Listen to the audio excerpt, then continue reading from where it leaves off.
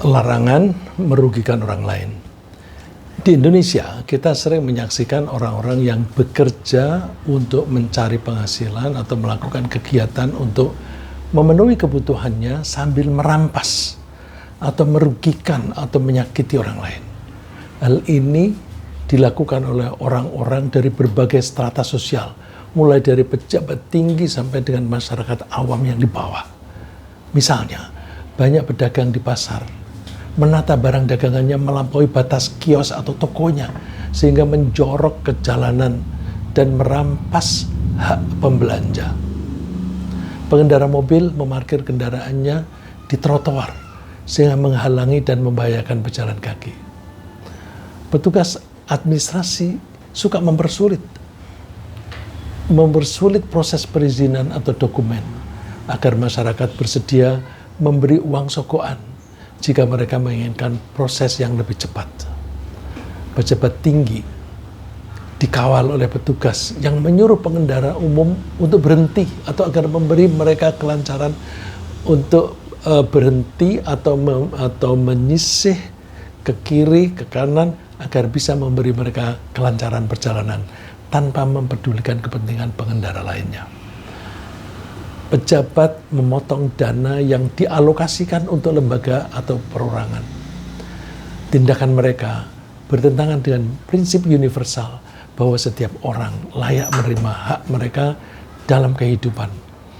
Tindakan mereka yang merugikan pihak orang lain juga bertentangan dengan kebijaksanaan Allah.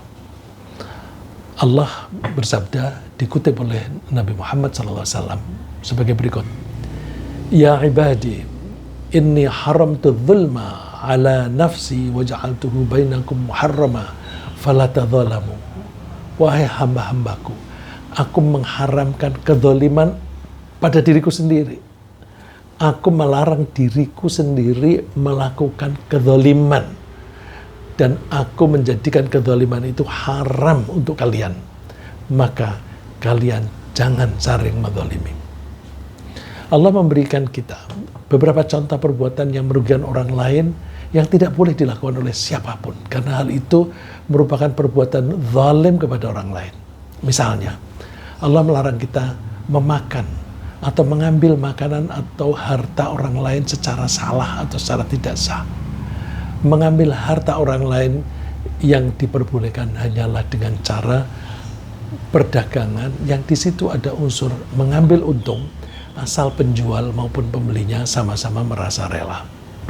Allah berfirman, Ya ayyuhalladzina amanu la ta'kulu amwalakum bainakum bil batili illa an takuna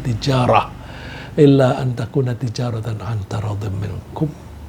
Wahai orang-orang yang beriman, kalian jangan makan harta orang lain secara batal, secara tidak sah, secara salah.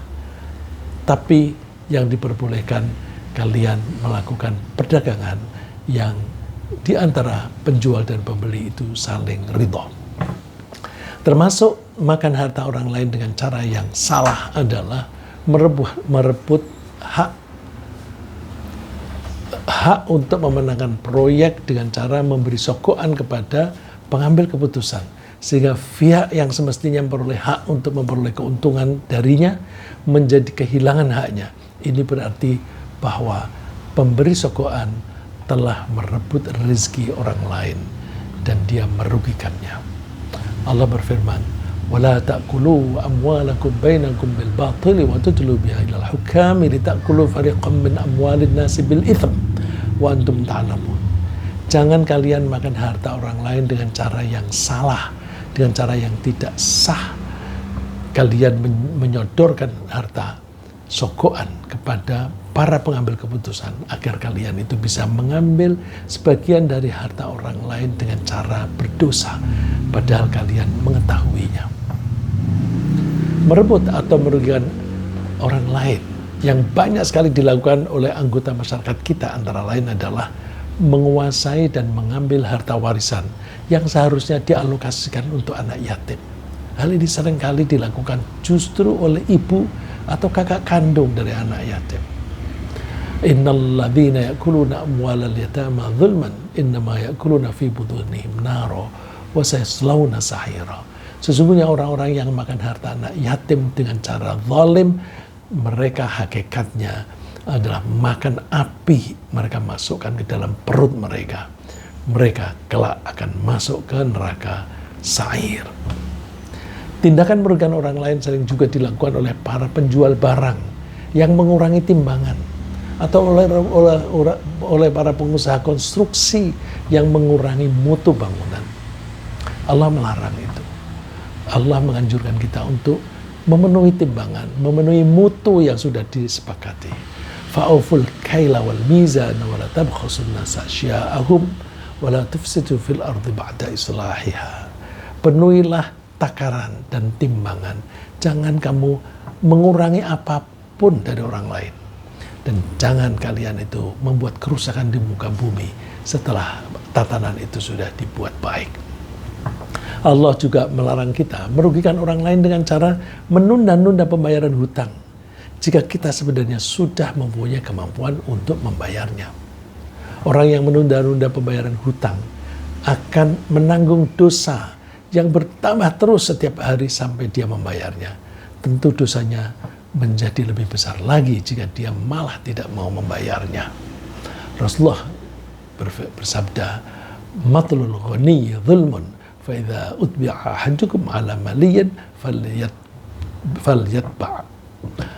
Menunda-nunda membayar hutang oleh orang yang sudah memilikinya, oleh orang kaya, itu adalah suatu kezaliman.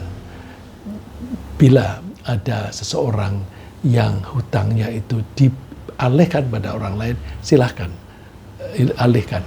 Ini artinya kalau ada orang yang tidak mampu membayar hutang, kemudian ada orang yang kaya atau memiliki kelebihan, lalu terus dia mengambil alih hutang orang itu, boleh. Dan manfaatkanlah itu. Allah juga melarang kita berkhianat dengan cara tidak melaksanakan amanat untuk menyampaikan dana atau harta kepada pemiliknya. Seperti berkhianat dengan cara tidak memberikan dana yang dialokasikan untuk bantuan sosial atau untuk pembangunan infrastruktur untuk menunjang kegiatan ekonomi masyarakat. Bahasa yang sederhana untuk kegiatan, bahasa yang sederhana untuk kejadian belakangan ini adalah tindakan korupsi dari dana publik. Contoh yang disebutkan dalam ayat berikut ini adalah mengambil secara tidak sah harta yang diperoleh dari rampasan perang sebelum dibagi secara adil. Allah berfirman, "Wa ma kana nabiyyin an yaghul, wa man yaghlul ya'ti bima ghalla yaumal qiyamah, thumma tuwaffa kullu nafsin ma kasabat wa hum la yudhlamun." Tidak mungkin seorang nabi itu berkhianat dalam urusan harta rampasan perang. Barang siapa yang berkhianat dalam urusan rampasan perang itu, maka pada hari kiamat ia akan datang membawa apa yang dia khianatkan itu.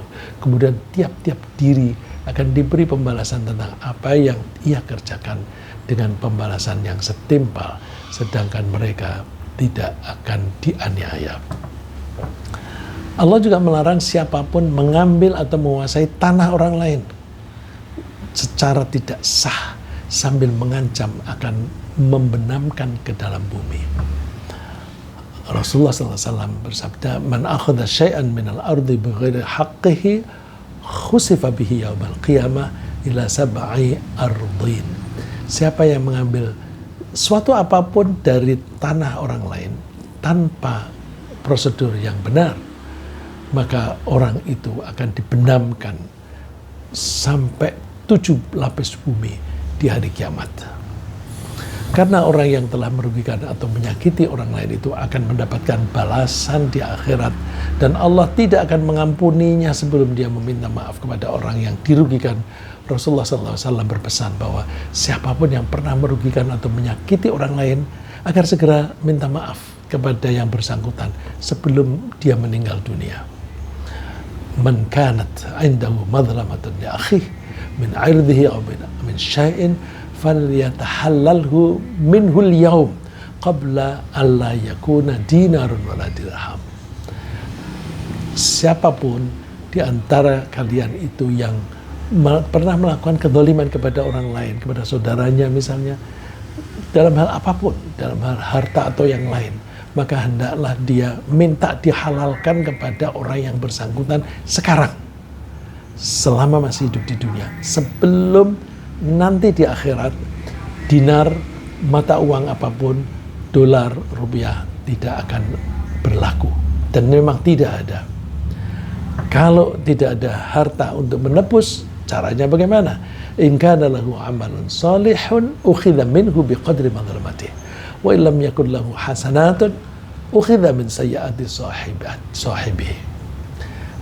Karena tidak ada harta yang bisa dipakai untuk menebus, maka yang dipakai untuk menebus adalah amal soleh dari orang yang menzalimi. Amal soleh atau pahala perbuatan baik dari orang yang menzalimi tadi diambil senilai dengan kezalimannya kepada orang yang dizalimi. Kalau dia tidak mempunyai kebaikan, tidak mempunyai pahala, maka dosa orang yang dizalimi diambil sebagian, dipindahkan kepada yang melakukan zalim. Itu bisa bangkrut, ya? Bisa defisit.